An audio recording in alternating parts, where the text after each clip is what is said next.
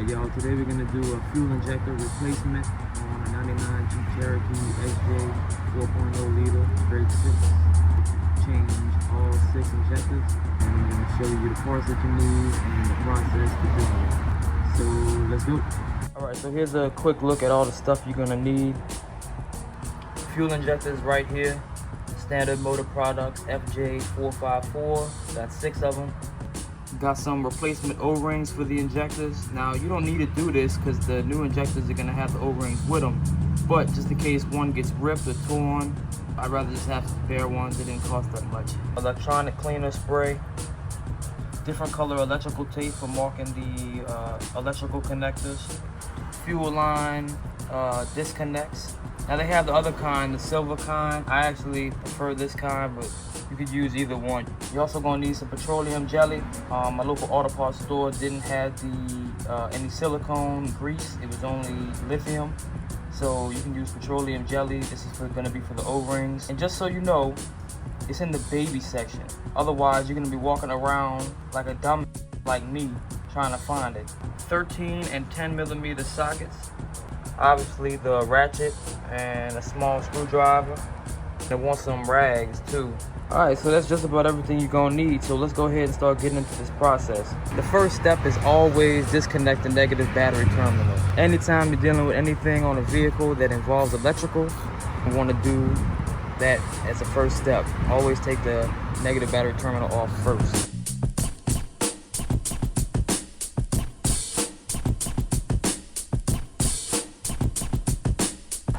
Next step,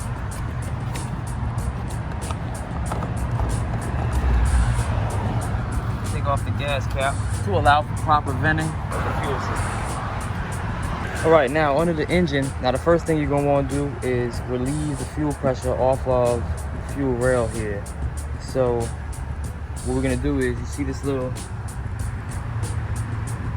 knob, I'm gonna take that loose.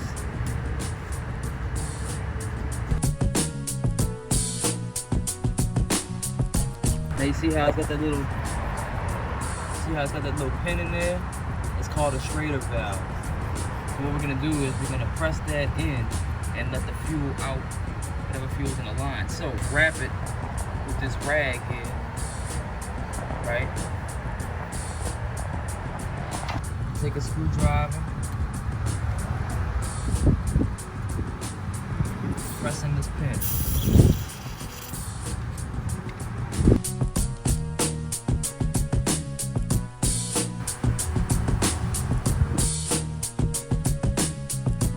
Alright, so now we got these 3 lines here. We want to remove them. The throttle cable, this one, just pull it back so that it snaps, and you can push this forward.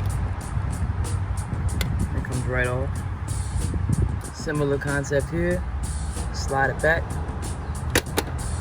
Pops off. You can see how it is. Just kind of wraps around this little slot here. Just pops off like that. Alright, so to pop off this bracket here for the throttle cables, you're gonna need a 10 millimeter socket. It's an extension.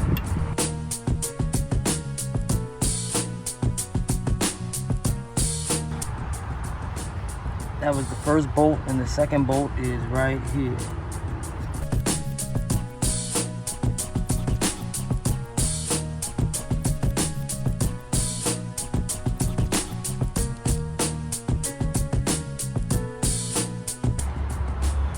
Put these off to the side, somewhere safe.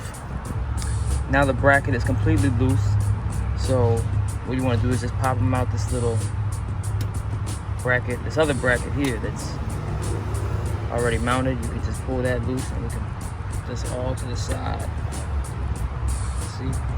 Just to create a little more room, we're gonna go ahead and disconnect this little grommet right here, this little thing.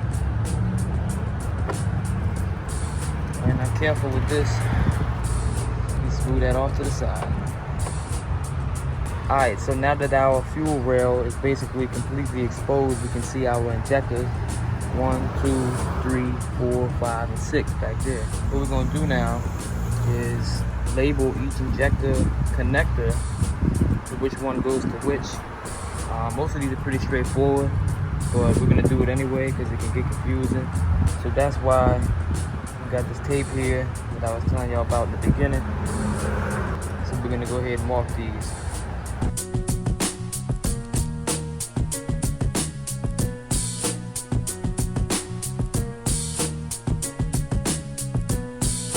Right now our injector connectors are each individually marked. Connect this little clip right here.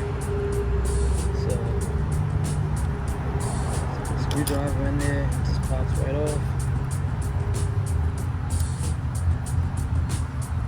Now we've got this clip off here, we can pop this clip off.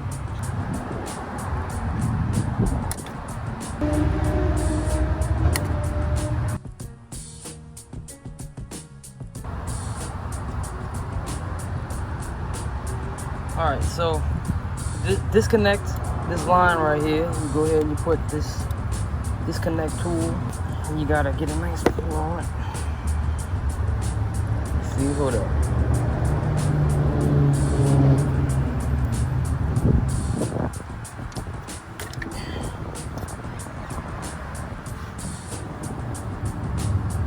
Some fuel may come out, that's not a big deal. It's just normal. Now we can go ahead, undo our connectors. So this one here, the clip is completely broken.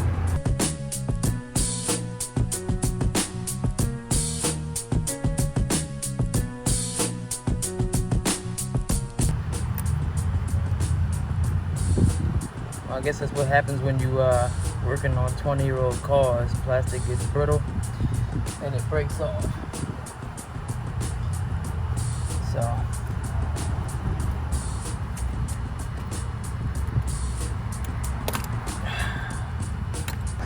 So now at this point, all the lines and everything in the way of the fuel rail have been removed. The electrical connectors have been removed. So now we can go ahead and remove the rail itself. So for that, there's some, what is it, 10mm bolts.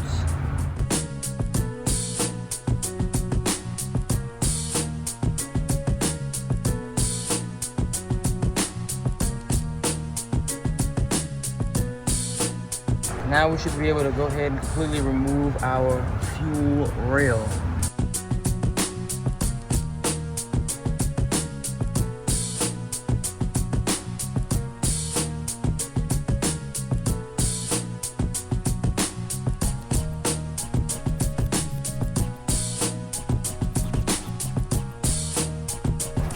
No wonder I was having such a hard time. It's still bolted. Well, I'm never gonna get that off.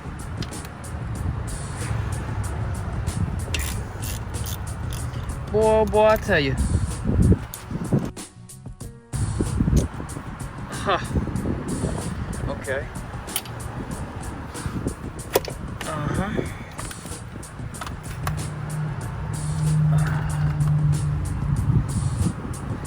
Ooh. That looks pretty nasty, and it's dripping gasoline everywhere. With our fuel rail completely removed, there's two things I'm about to do. One might seem kind of funny. One thing that I'm going to do is I'm going to clean these connectors with electronic cleaner. And the other thing I'm going to do is I'm actually going to vacuum out all this stuff right here so it doesn't fall into the engine.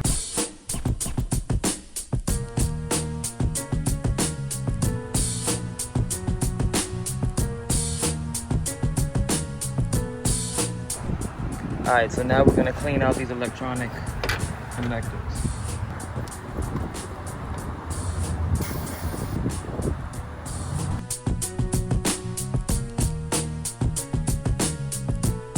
Alright, so now that we got the fuel rail off and we're inside, not outside under the hood, we can go ahead and pop these clips off and take the old injectors out, which judging by the Chrysler logo, I would say these are original, in pretty bad shape, and it's probably definitely time to do them at almost 200,000 miles.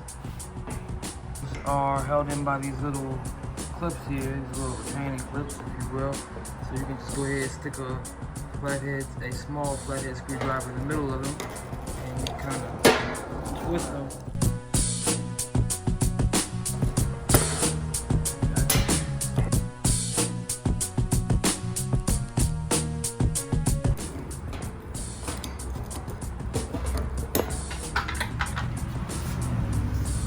I probably couldn't do that again if I tried.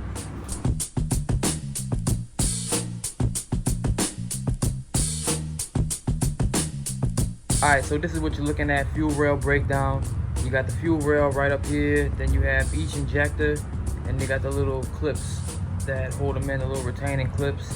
It's really hard to do with one hand. I had to use both hands, and for that I had to put the camera down, so I apologize for that.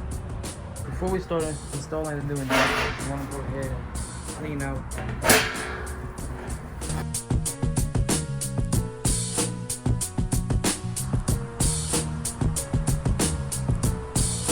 So now we can get ready to put our new injectors into the fuel rail. I've already cleaned out the ports where they go. But first what we're gonna do is we're gonna coat these O-rings. You see these rubber O-rings? We're gonna coat these O-rings with petroleum jelly. You could use grease, but I will advise against using lithium grease. You should only use silicone grease. Anything else could possibly rot out these rubber O-rings, and you don't want that.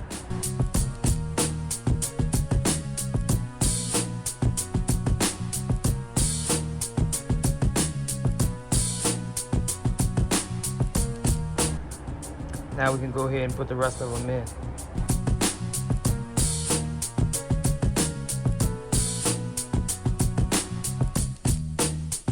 Now that all of our injectors are in, we can go ahead and put the retaining clips on them.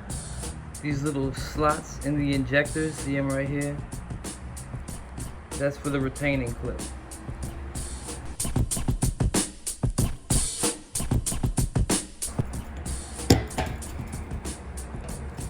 There you go. Alright, so now our fuel rail is ready to go. I'm going to drop some petroleum on these O-rings on the other side as well. Alright, so now we can go ahead and reinstall our fuel rail.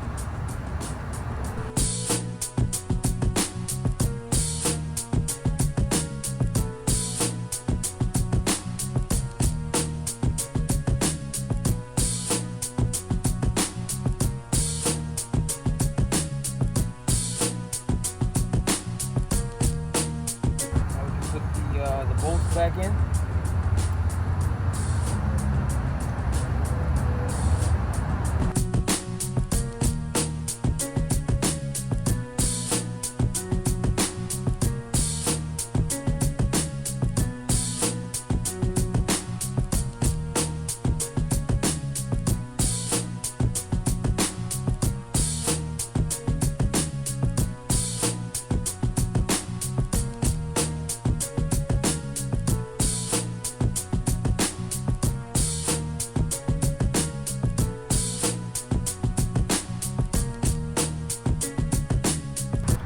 Put our connectors back where they belong. So this is kind of what I'm saying. Look at right here how this one comes out on this side. You would think it would go to this one, but it actually goes to the second to last one. So yeah.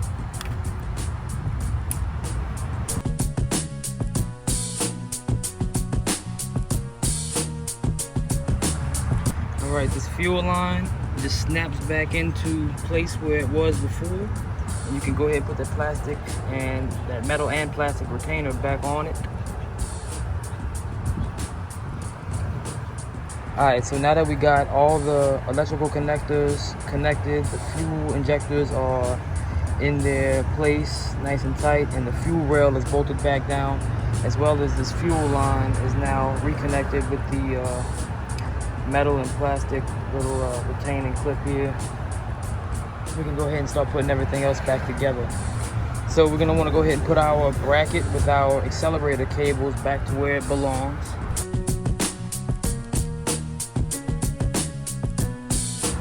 can snap these into place. Alright, now you see they have one bolt right here and another one right there. Got the bolts right here, 10 millimeter.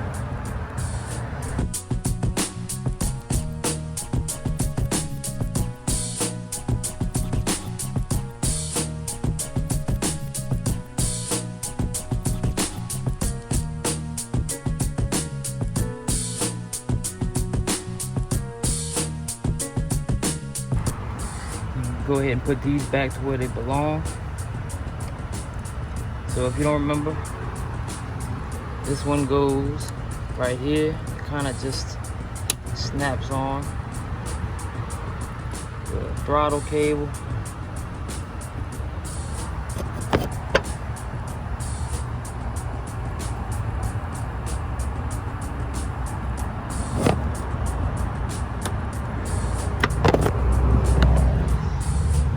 Make sure you hear that snap. I know right when it was about to snap, the phone fell down, so oh well. And then this one here, same concept.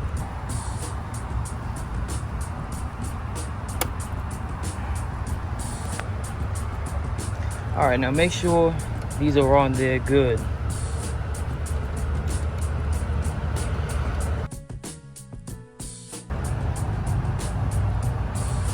ahead, go to our cap, back over the fuel line.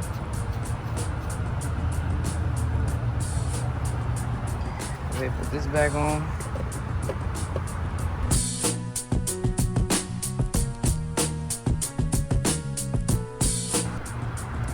Now it's good to give everything a once over, make sure everything is back where it's supposed to be and tight, secure, you know. You put the gas cap back in.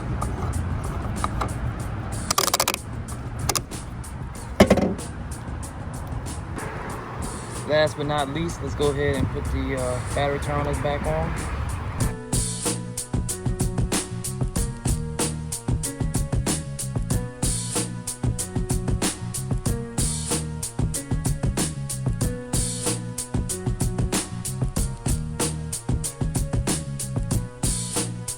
Alright, so last thing to do is just start it up. Now I will say this before I do. Since we, took all the pressure off the fuel lines, it might take a second before it starts up. That's normal, it ain't no problem. It might just start right up, but chances are it's gonna have to cycle some fuel through. Same concept as when you're changing fuel filters. Alright, so that's the mileage that I'm at. And look, I just want to apologize to y'all because it's literally so hot outside, my phone can't take it. It keeps cutting off. I don't know how much footage I lost, and I'm gonna be, if I lost anything more than the startup, I'm gonna be pretty disappointed.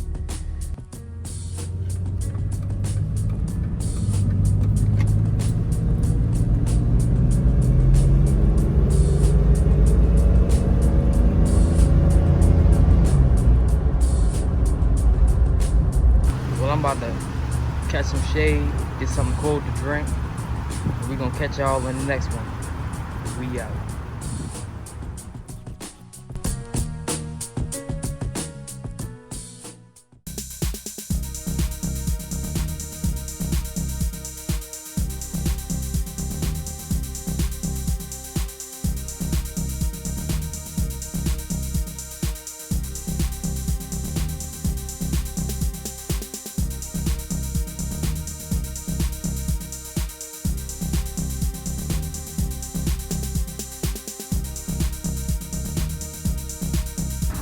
Looks like the only thing still connected.